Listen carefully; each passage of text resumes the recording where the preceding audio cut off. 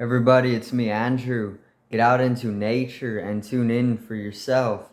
Resonate with the Earth's electromagnetic field via 432 hertz, the universal frequency. Balance out psychologically and emotionally, and further strengthen your brain and your heart's coherence as well. Get a plant-based diet going for yourself today and nurture yourself right back into life. We are literally herbivores in our nature. Further balance out your physical body's pH level and get with alkalinity. Then you can generate some static electricity.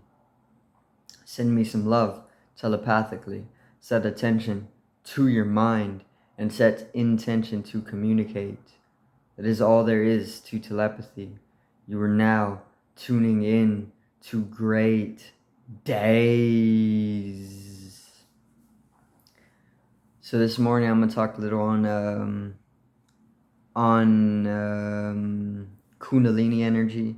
Okay, so I'm gonna go a little bit into kundalini energy and how to rise your kundalini up your spine and how to light up the chakras simultaneously, and what you can maybe do for yourself to bring the kundalini energy to rise, from the dormant state to a state of flux. So let's get into this.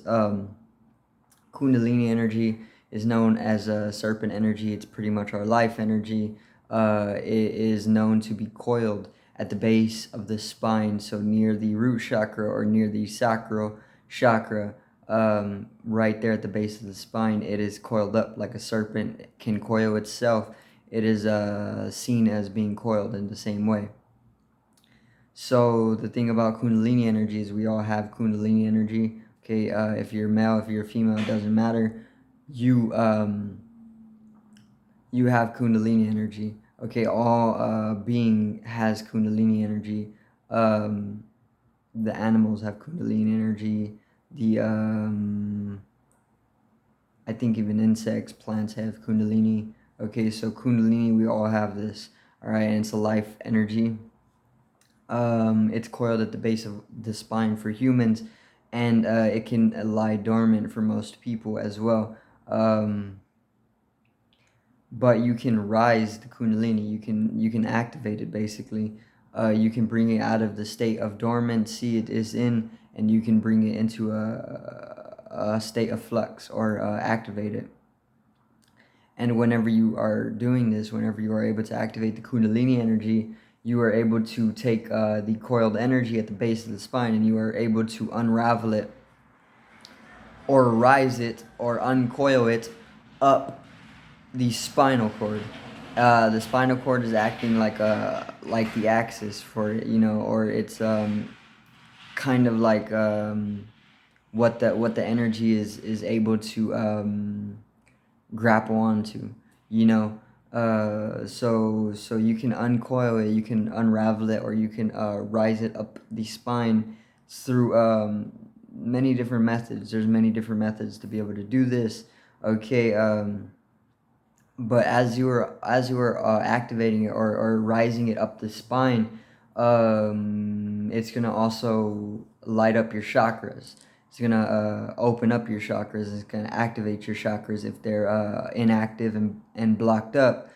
What the kundalini energy is gonna do, it's gonna allow for the momentum of energy to come back into flux. If it was in stagnation, in inertia, then it's going to light up the chakras. So usually most people, I want to say most people live within the bottom three chakras. Okay, and this is because conditionings, maybe. Not only conditionings though, there's a lot of other things that come into factor or come into play, but most people live in the bottom three chakras because they want to keep people in the physical state of being. And the bottom three chakras are all about the physical, for the most part. And then once you start getting into the heart and then the higher three, you can come into more spiritual experience, spiritual dimension. And once you're able to rise the kundalini energy up the spine to the heart, so right here at the sternum, it would be at the back. of the chest, then the heart is going to be unblocked, it's going to be activated, it's going to be opened up, okay, because there's energy able to flow through now. And then if you continue to rise it upwards through the top three, then the throat, the pineal, or the third eye, and the crown are activated as well. And this is pretty much what you want to do, but not everybody does it, okay, because not everybody can do it. All right, even for people who practice this stuff, it can take years and years to be able to do it. All right, unless you have like some type of cheat code, or something like this, something that does it instantaneously for you. Okay, psychedelics would be one of these. I know, like LSD, pretty much it brings you to a chemical state where your kundalini energy is momentous in such a tremendous way that it can reach the higher chakras. Maybe if you take enough. Okay, this is why your third eye will open if you take psychedelics.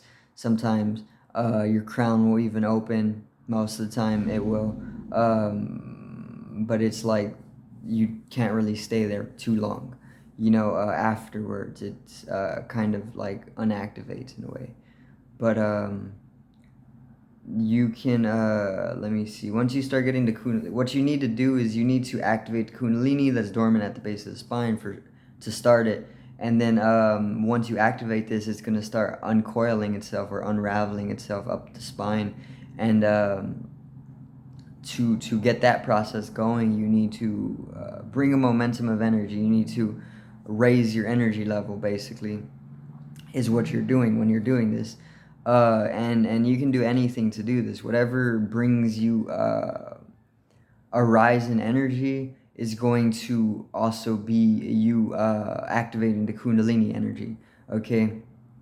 So you can literally find anything that is going to activate your energy, and then you do that enough, and you're gonna find out that you're gonna end up activating your heart in some type of way, because the kundalini energy is gonna be able to rise up through the solar plexus to the heart chakra.